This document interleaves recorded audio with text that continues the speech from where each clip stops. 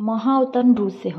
वैशाख शुद्ध चतुर्दशीला हिरण्यकश्यप या राक्षसाच्या नाशासाठी देवाच्या विनंतीवरून विष्णूने नृसिंह अवतार घेतला.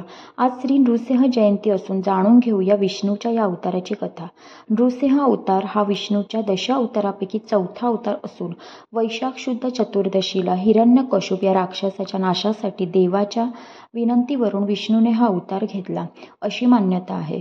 भगवान विष्णूचा नृसिंह अवतार प्रकट झाला म्हणून वैशाख शुद्ध चतुर्दशी ही तिथी नृसिंह जयंती म्हणून साजरी केली जाते.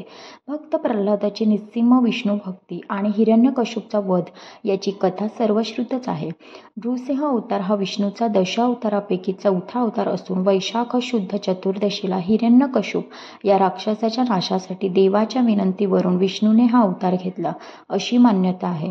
भगवान विष्णूचा नृसिंह अवतार प्रकट झाला म्हणून वैशाख शुद्ध चतुर्दशी ही तिथी नृसिंह जयंती म्हणून साजरी केली जाते.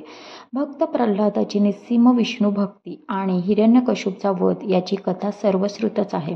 हिरण्यकश्यपने ब्रह्मदेवाकडून वर मागताना म्हटले होते की तुम्ही उत्पन्न केलेल्या भूतांपासून मला मृत्यू प्राप्त होऊ नये. तसेच घरात अथवा बाहेर, दिवसा अथवा रात्री, ना शस्त्राने ना अस्त्राने, भूमीवर अथवा आकाशात, प्राण्यांकडून, मनुष्याकडून, देवाकडून, दानवाकडून, मृग, महानाग यापासून मला मृत्यू प्राप्त होऊ नये. तसेच तुमच्याप्रमाणे मला देखील कीर्ती प्राप्ती व्हावी, या सर्व जीवांचा अधिपती असे पद प्राप्त व्हावे, युद्धात माझा कोणी प्रतिपक्षी नसावा व न संपणारे ऐश्वर्य मला प्राप्त व्हावे, या वराचा मान राखत भगवान विष्णूने नरसिंह म्हणजेच शरीर मनुष्याचे व मुख सिंहाचे असे रूप धारण केले. हिरण्यकश्यपला नृसिंहाने न दिवसा न रात्री तर संध्याकाळी सूर्यास्ताच्या वेळी, ना घरात ना बाहेर तर घराच्या दरवाजात उंबरठ्यावर मृत्यू दिला. न शस्त्र न अस्त्र तर आपल्या नखाने नरसिंहाने हिरण्यकश्यपचे पोट फाडले. भूमीवर नाही आणि आकाशातही नाही तर आपल्या मांडीवर झोपून हिरण्यकश्यपचा वध केला.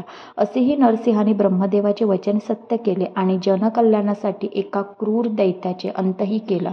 कितीही मोठा वर मागितला असला तरी अहंकार, मद आणि अनवित्त अत्याचार यामुळे मृत्यू निश्चित होतो हे या कथेवरून आपल्याला समजते.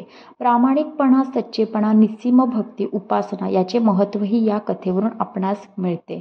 ब्रह्मदेवाने दिलेला वर हा अमरत्वाच्या जवळ जाणारा होता. मात्र हिरण्यकश्यपने आपल्या वर्तनातून मृत्यूचे सत्य स्वीकारले नाही.